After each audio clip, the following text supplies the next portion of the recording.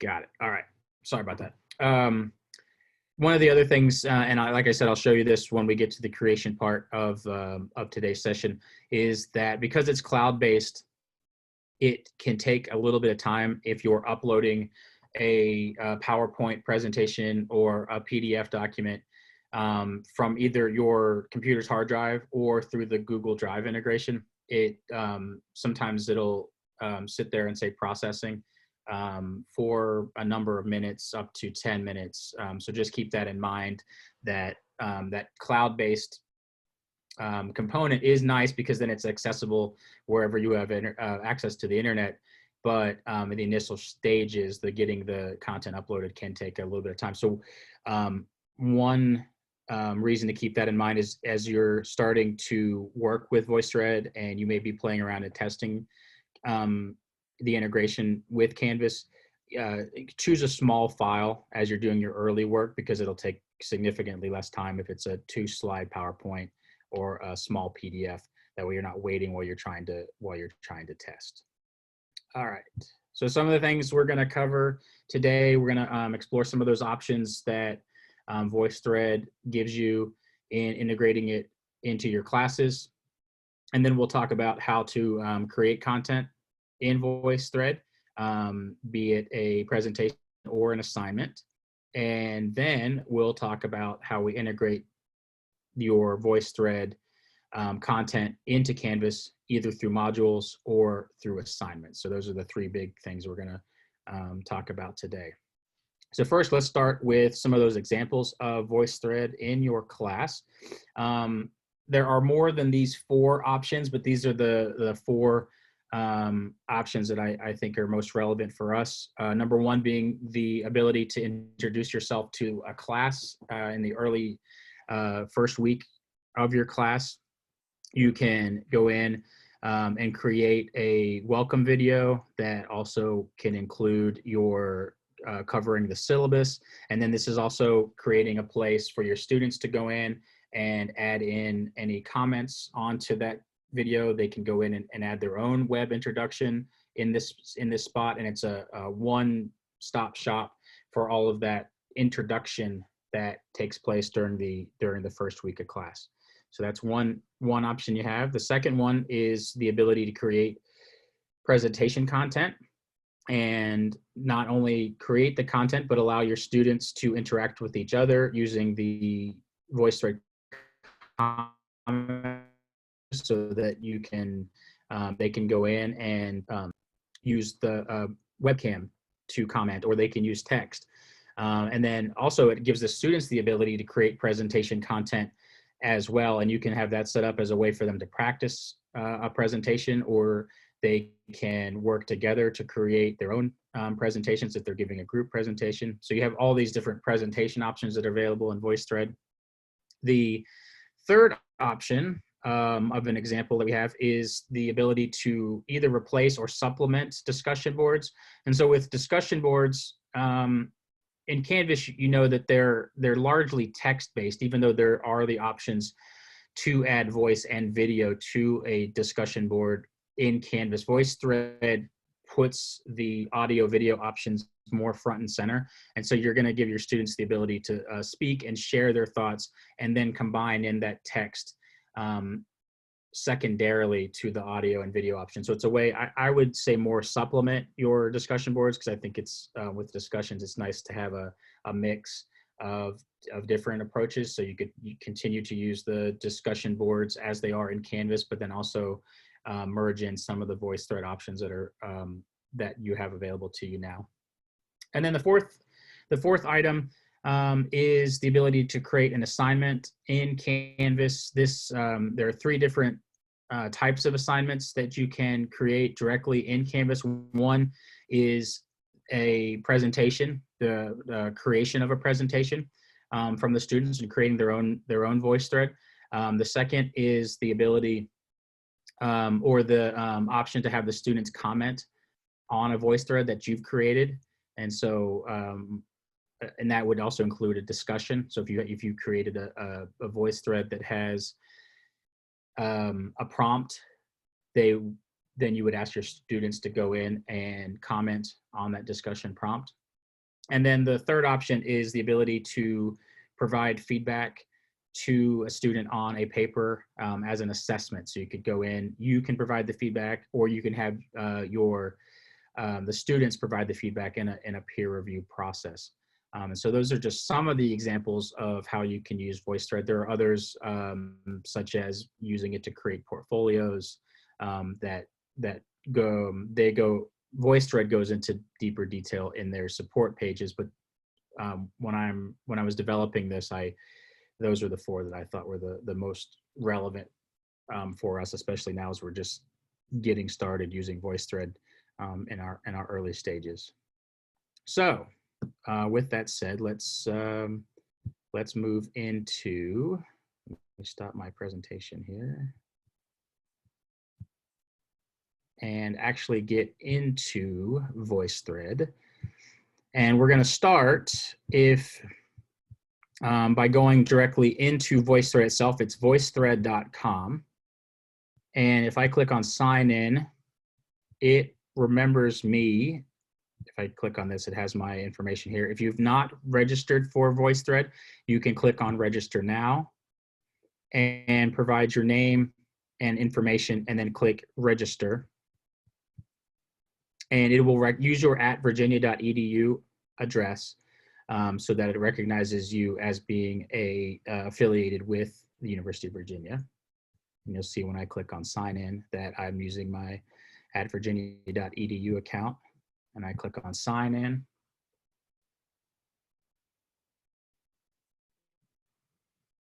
And I get signed in to my VoiceThread dashboard. These are the voice threads that I have created in the past. And you'll see here, this is our, up here in the upper left-hand side, there's my home page. I have a browse option and then a create option. And then real quick, I'm gonna mention this a couple of times just so you know how to access this. The help icon is way down here in the bottom right-hand side, a little bit hidden. So I'll mention that because for me, that was the, I was looking for that, and sometimes I forget it's down there. So I'll keep mentioning that the help icon is down here, and you can click that, choose a topic, and then it'll take you to another tab with information there. So homepage, dashboard, this has all of the voice threads that I've created in the past. If I click on the browse option, this shows me some available voice threads that have been created from K-12 through higher ed and business. And there's also tutorials in Spanish I see, and another group of Spanish options there. And let me show you some of these examples that are available here in the browse section, and show you a little bit about how others are using VoiceThread that goes along with those options that we talked about as examples. So the first one is this biological anthropology lab. And this is an introduction that this instructor created, and they uploaded a slide, and then they added a comment to the slide. Hello. You may not be able to hear that. Let me make sure that my share options have the computer sound turned on.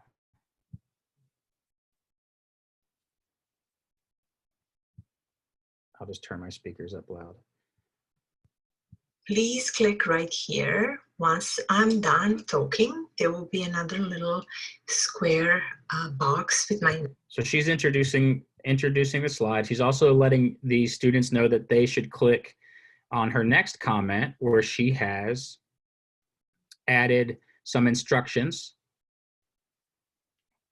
for them for getting to the next slide. So they're going to press play, and the instructions for students can also increase the size of this so that it's not all mushed together like that.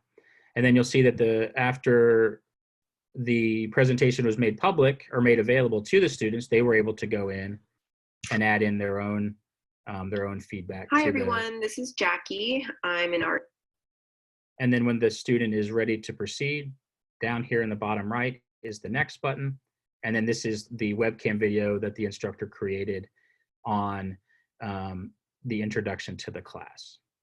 So that's one example of using VoiceThread. The other option here is, I want to show you, is this week one. This is part of that, what I talked about with the introduction, and what they, oops, not this one. Hold on one second.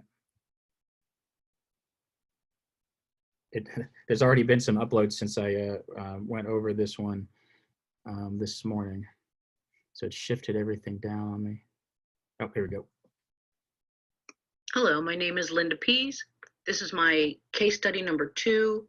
And what you'll see here, this is one slide. And so what Linda did with this example is she used Screencast-O-Matic to record one presentation that she uploaded as one slide into VoiceThread. Something similar you could do if you're using a Mac. You could use QuickTime to create this. You can use Studio in Canvas to create this one slide option that would just go through as a screen capture and then upload it into VoiceThread. And that's what this person did. You'll see down here at the bottom that it is totaling 13 minutes and 49 seconds. So this is all one slide, self-contained within VoiceThread, and then the opens up the commenting options over here in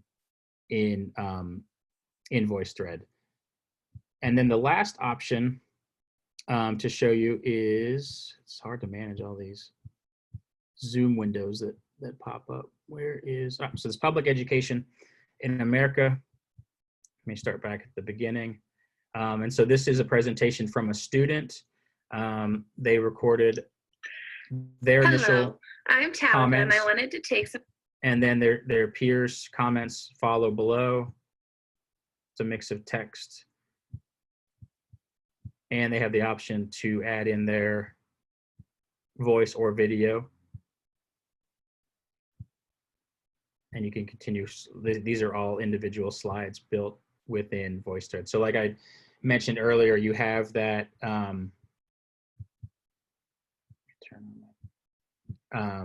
option to create it all as one slide in another tool such as QuickTime, or in something like Screencast-O-Matic, or in Studio, and then bring that in as one slide. Or you can bring in a PowerPoint directly into VoiceThread and then record your audio on each of those different slides directly within VoiceThread to create that content.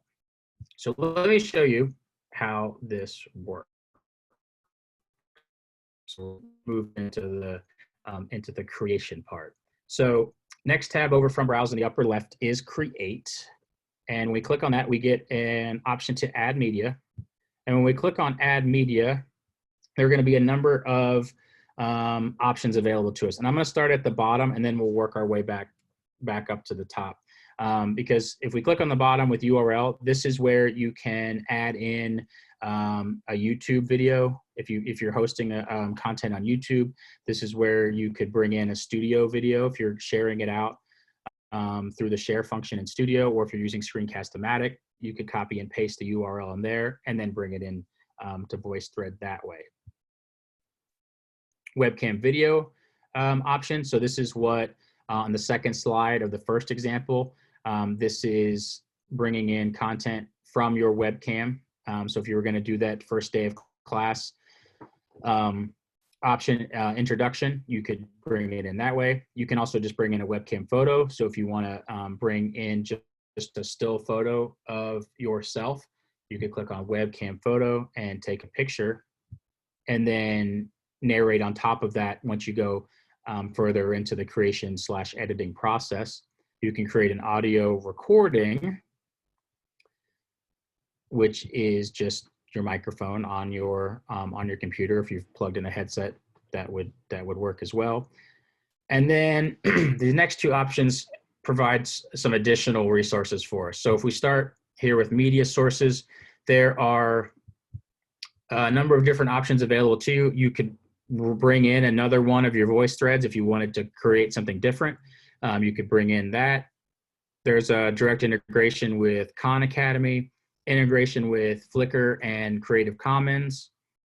And if you go to Flickr, it'll bring up a number of different images that are Creative Commons or copyright free that are available for you to use.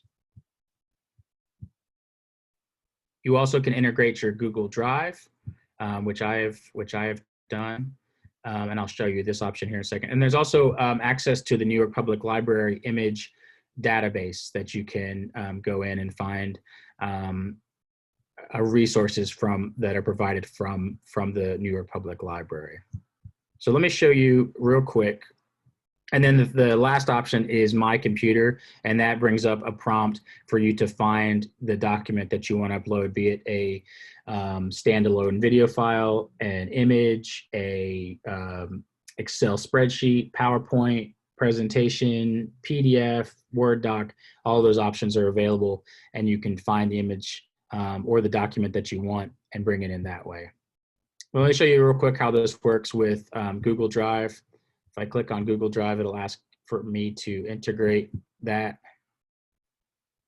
And then once it's linked, it'll tell you that in 5 seconds, the window will close, and it closes. And now you can access these options here that are in your Google Drive. And I'm going to bring in just a PDF that I've uploaded there. I can call this one Voice Session. There are also, next to title and description, playback options. And this, let's cover some of these options here just because they can be important to what you're creating in terms of a presentation or an assignment, and some of the different features that you can access. So you can set it up for threaded commenting, which I would recommend if you're going to go the commenting route. You can also allow commenters to add their slides into VoiceThread. Can allow for downloads. You can allow for exports. And then here's an option for autoplay. I usually have that turned off. Just if someone's accessing the content, it gives them a second to get settled, and then they can hit play. But that's up to you on whether or not you want that to happen. You can allow others to make a copy. You can moderate comments. So if you have this turned on before a comment can get posted to this voice thread, you have to go through and verify that it's appropriate, and then it can, once you approve it, then it can go on to the voice thread. And then here are, as we talked about, the commenting options, the 5 ways that someone can comment on a voice thread. You have microphone for audio, webcam for video, telephone option. Someone can actually call in to a voice thread and leave feedback via their telephone. That's important if they're using their mobile, the mobile VoiceThread mobile app. They can also upload files. And lastly, they can provide text feedback, and you can see text is the last option there. You also have the ability to automatically advance slides and set the time in which the slide will advance. You can allow for your commenters to not delete their comments. You can limit the amount of comments. Right now, it defaults right there to an hour, but you can change that to minutes and seconds. When recording, you can set it up so that it, as you can see here, there's the Pecha format, which is a slide every 20 seconds. So if you're engaging with a Pecha formatted voice thread, you can have it set up for you automatically. So every 20 seconds, that slide is gonna change, so you don't have to keep a timer. VoiceThread will do that for you. And then once you've made all of your options, you can set it as a default, and every time you create a new thread, those options will follow along. And then our last tab here is cover art. And so if you wanted to have an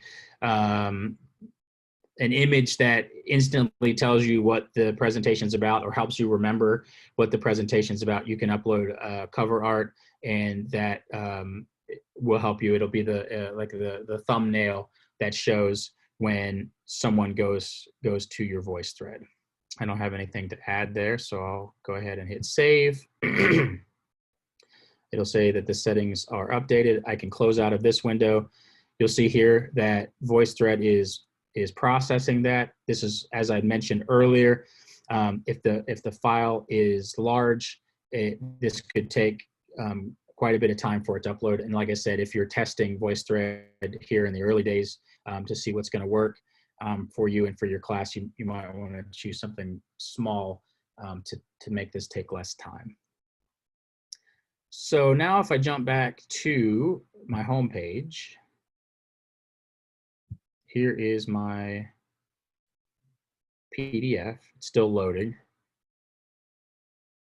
And well, probably because I'm using Zoom concurrently with VoiceThread. The more internet you're using, the slower it's going to be.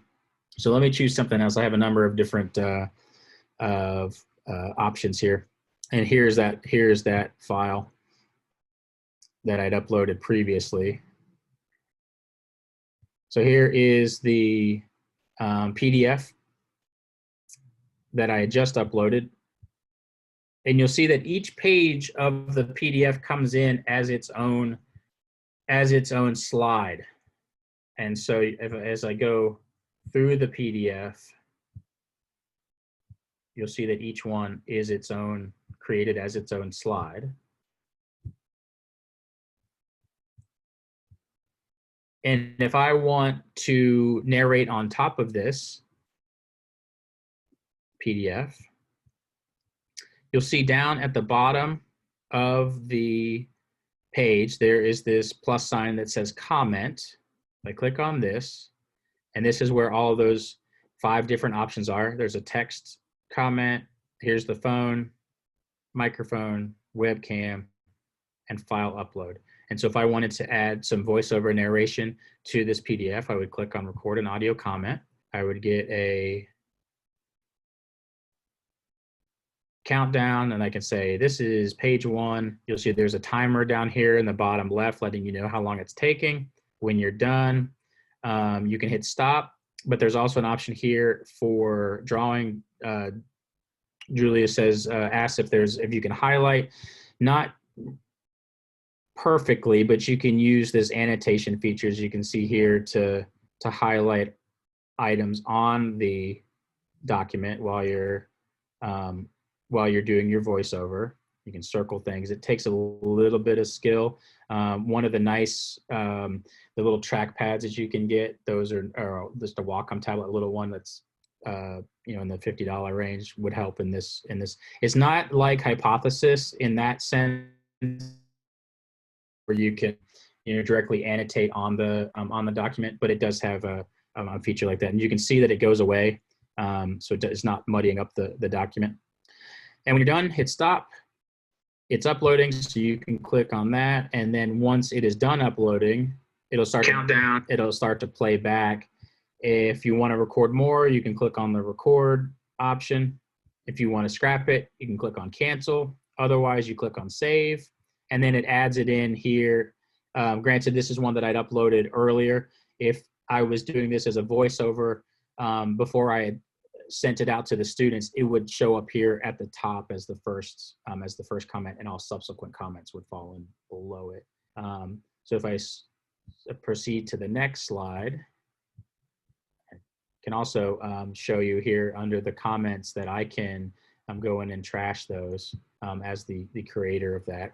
And so if I wanted to create another comment, say this time it's a web comment, it gives me the preview window over in the left-hand side. And so now I can go in and say on this page, let's talk about the PCT,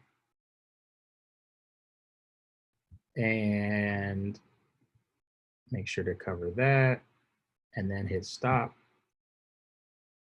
And then it's uploading, and it's not taking up on the left-hand side, just like that, and then hit save. And you can see here, this shows up on the, shows up as the top comment, and then, like I said, all subsequent comments will fall in below that. And so then you would just go through and finish creating that voiceover narration on the PDF. Let me close this out. And that was one that I had called AT hiking. And I'm gonna change this one here, and I'm gonna call this one assignment 1, so I can show you as we move into how we integrate this into Canvas. Call this assignment number 1 and hit save. All right. So any questions about the creation process? Because we're going to start transitioning into how to integrate this into Canvas through the modules and or through assignments. Could you say what you would use a stylus for again? You said you would use that for making the, but you would need to have a touch screen to be able to do that. Well, not necessarily. So there's if you're using a Mac, which I know it's not not everybody's using a Mac, but Mac has a trackpad. It's very similar to the one that they use on their laptops, and it's external, so you could sit and have a bigger area to draw on. The other option is Wacom makes. I mean, they make monitors that are touch, but then they also make smaller pads that have a stylus. And those work really well. And the smaller pads, I believe, are in the $40, $50 range, and they're useful for more than just that. But they work really well. The little Wacom pads. And I'm sure there's other ones out there by now. I haven't checked in a while, but those work. And if you have a laptop, I was using the trackpad on my laptop then, and it worked pretty well. I just think anything better, a mouse can get a little clunky. So just a trackpad on a Windows or a Mac laptop would work. Any other questions on the? Let me show you this. I just reminded me of something. So I brought these images in from the New York Public Library option. Let me show you, if I click on edit here. So these are the 2 images that I brought in. If I wanted to add something to this and add something, say, you bring in that PowerPoint or that PDF that I was talking about. If you want to intersperse things, so it's not just the PDF, you can click on this plus sign and we can go to media sources. And let me just bring in I'll bring in another image from the New York Public Library. I kind of like this this photo here, and I click import, and then I close it out. Just bringing in this singular image, and you can shift these things around once they're in there. So you're not confined to just bringing in that PDF and then that's it. You can, if I go back to home and to this hiking page, and I click on edit, can bring in media. And here's a fireman's quadrille.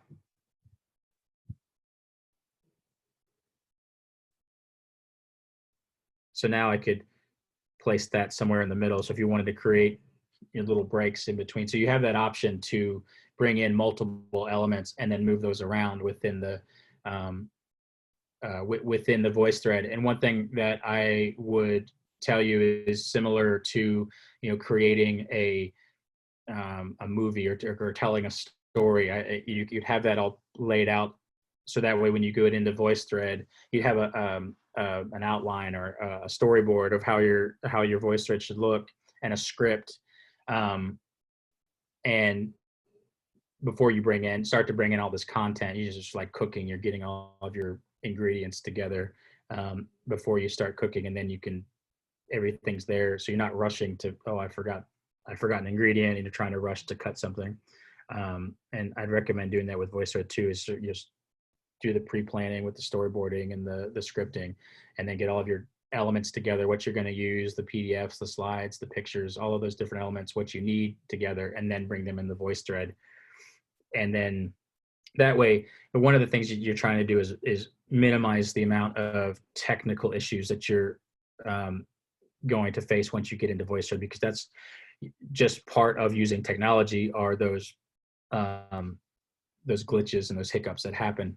And with the planning and the pre-process, you're able to minimize those, because then you're just going into VoiceThread and putting it all together. And not that they still don't happen, but the more we can do to minimize those, the better. So that's a little bit about the creation process and how you use VoiceThread. In that is how exactly the same way that your students will use VoiceThread if you're asking them to create presentation content. It's the same process for both. So let's talk about integrating these VoiceThreads into Canvas. As I had mentioned earlier, let me move my. Quick question, David. How do we advise students on copyright issues if they're going to be taking images from the websites online? What kind of guidelines could we provide?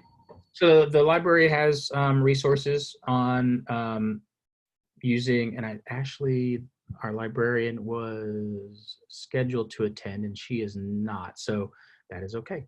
The library has resources for using online media, and also resources to access media that is copyright free. There's a number of different ways that they could search for content. The Flickr has a Creative Commons copyright area within Flickr. You can use Google to search for images and limit that to copyright-free imagery. There's a number of like Free Music Archive is one that I use frequently in terms of finding music content. Let me add the copyright info from the library to my last slide. And it's a page that they have that has some guidelines for copyright. Within the classroom, they're giving, the students are given a pretty broad fair use exemption, because it's staying within the classroom. It's locked down behind VoiceThread, which is locked down behind Canvas. So they're given a pretty wide berth in terms of copyright. But one of the things when I would teach some media creation classes is talking about getting in the habit of searching for that copyright-free content now, before you're out working and trying to put something together that may go public or may not have that fair use blanket over it. So getting into that habit now is a good idea. Okay, thank you. Yep, let me, I have a note to add that to the site. Okay, so how do we integrate this into Canvas? So it is already, the VoiceThread is already integrated into our global Canvas account, and all you have to do is add a VoiceThread module into either modules in the case of a presentation. So if it's content that you just want them to consume and to comment on, you can add it in through the modules.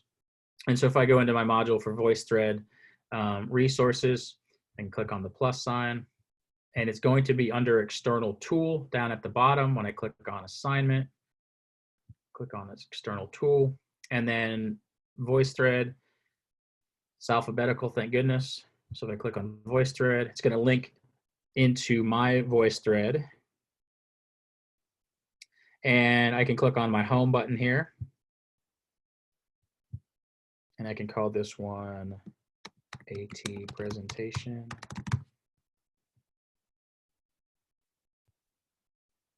Oops, sorry, didn't progress me into the,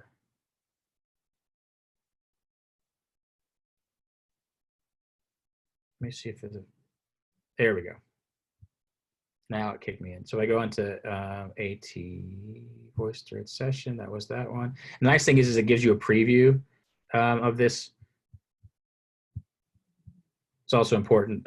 This is also a reminder about the thumbnail and the cover art. Makes things easier to find, especially as you get more created content in there. It also gives you a link to share with the class. So this is the one I wanted. I hit share with class. Here's the activity name. So we call this one demo. Save. It actually names the content what you call the activity here under page name. If you've used other of the integrations in Canvas, you have to go in and actually type in what you want it to say. I would click on the load in a new tab option, and then you can click on add item. And then when I click on that, it'll ask me to load this into a new tab.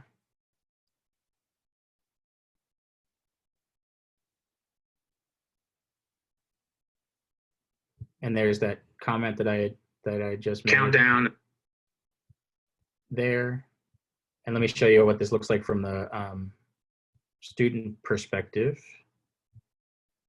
Let me publish my module. Very important to publish. Okay, now I can go in here as a student.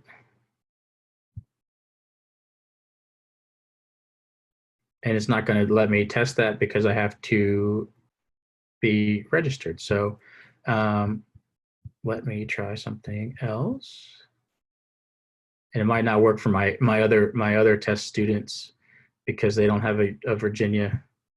Let me see what trusty George can see. Might not work either because it's looking for that at Virginia dot. Oh, okay, good, it worked. And so this is what they see, and they also have the ability to comment on the content using those 5 different options. Play button over here on the left. Proceed to the next slide option over here on the bottom right. They can go full screen and leave comments as they go. So that is adding it into a module. If it's a presentation or a non-graded element that you want to add into your course, you can add it in through modules. Now, if there is a graded option, we're going to bring that in through assignments. Do know that VoiceThread does integrate directly into the grade on the points that you have indicated are going to be counted for the assignment, but it does not integrate with the SpeedGrader. So you'll have to do all the grading from within the assignment through VoiceThread. It's not does not, at least at this moment, does not integrate with the SpeedGrader, but it does with the gradebook. So let's add an assignment. We can call this one VT assignment 1.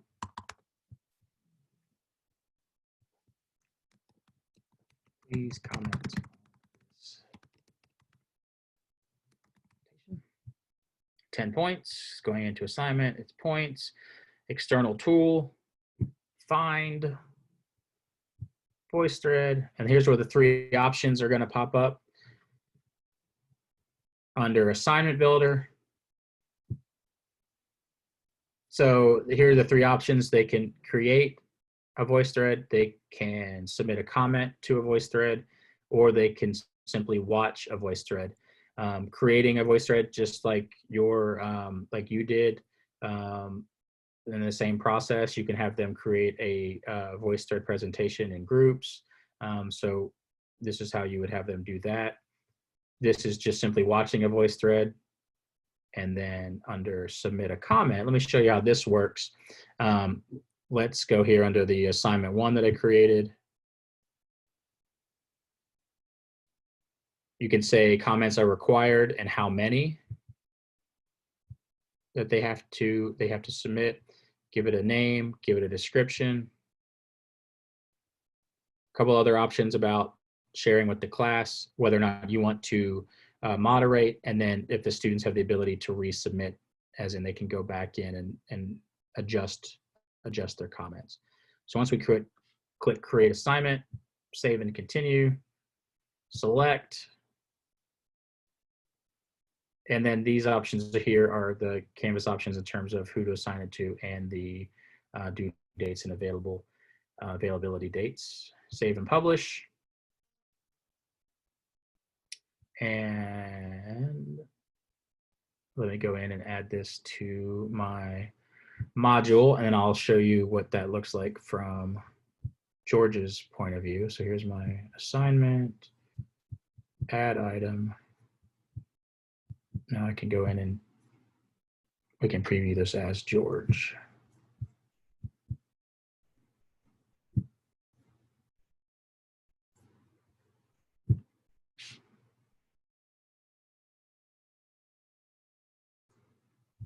Here's the open in a new tab option.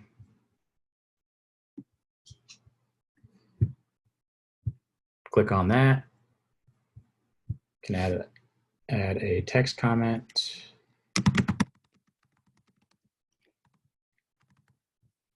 Save, puts it over here on the left-hand side.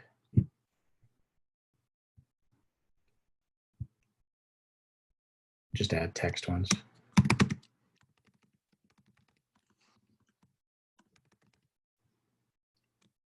My son just discovered pirates, so we're starting to get interested in treasure.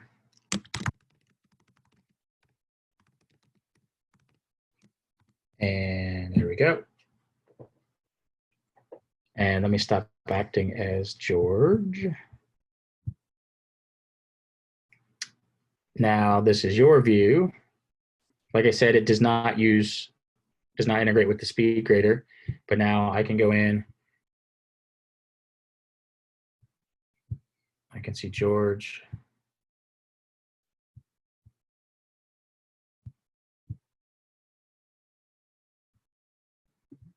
Whoops, sorry, my windows are getting in the way. You can see that George made his comments, and if I go into grades,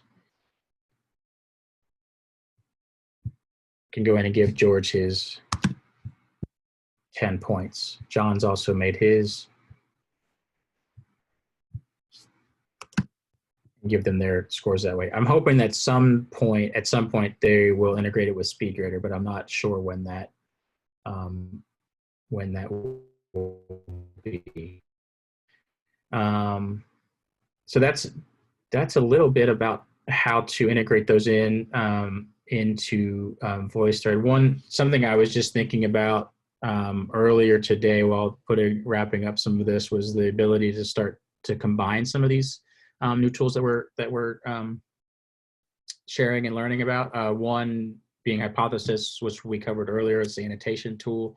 To combine using these tools so that you could have students annotate a document and then come into VoiceThread and either create a presentation about what they were annotating in that document, or discuss the document further in a, instead of, use the annotation tool of Hypothesis to sort of build their outline for what they want to talk about using the document, and then they can jump into VoiceThread and actually articulate what it is that they gathered from the document. So I'm just starting to think about how to start using these tools in conjunction with each other, less about being separate pieces, but more about integrating them together, and not trying to get too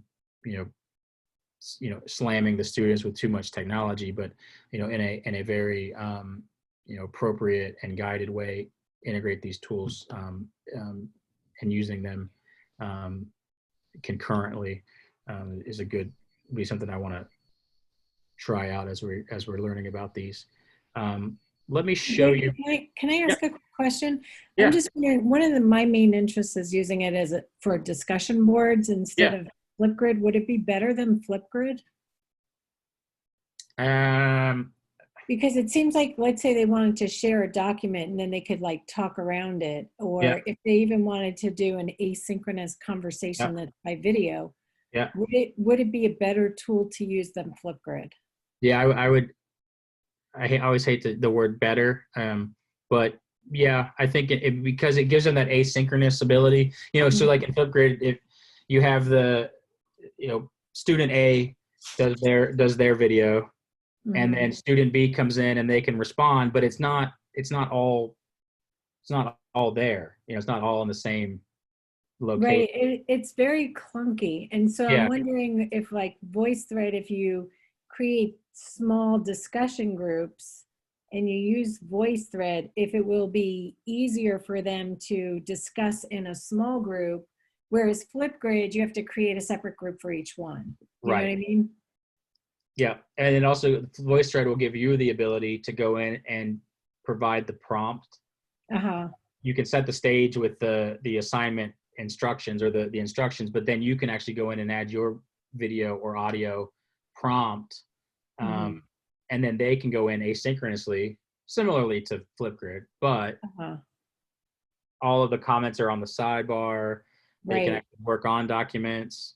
That's why I'm thinking like something like Hypothesis, where they can annotate together asynchronously and then come back to VoiceThread to discuss what they were annotating. That's why I'm thinking sort of the best of both worlds. You like, okay, we're going to talk about this document, use Hypothesis to annotate and your findings, and then let's go to Flipgrid and make a quick, let's talk about it. You mean VoiceThread? Or VoiceThread, sorry. Yeah.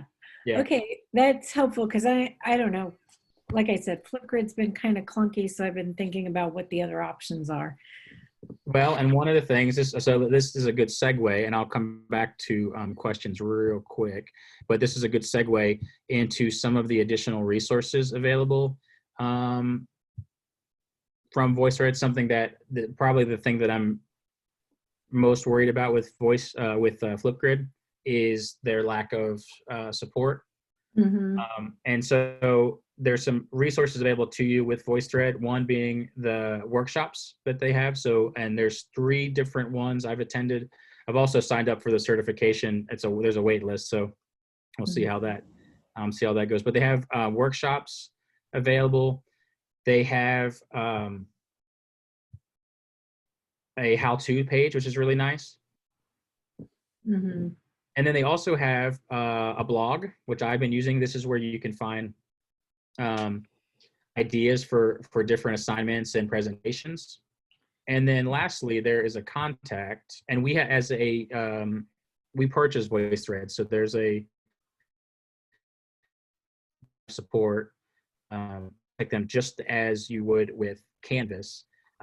So we can say something doesn't seem to be working, and then you can send them a message, and then they'll get back. This is something that we don't have with Flipgrid, is this level of support. And so since we have a license with them, part of that license is same with Hypothesis, is they're giving us actually really good support too. So I'm starting to look at tools that have support as part of their package to help us, especially as we're learning about all of these. There's only so much. Go ahead. I'm sorry. Will the students have to create a login account for like Hypothesis and VoiceThread for each technology tool they use? No, not for Hypothesis. That is integrated into Canvas, and it once you've integrated it into your course, they won't need the. And Lysandra, I know you've been using Hypothesis for a while. I don't think you found that to be the case, because even when I was integrating it with Hypothesis with Canvas, I wanted to have an account just to have it, and they told me that it wasn't necessary. But with VoiceThread, they would have to create their own. Yeah. Okay.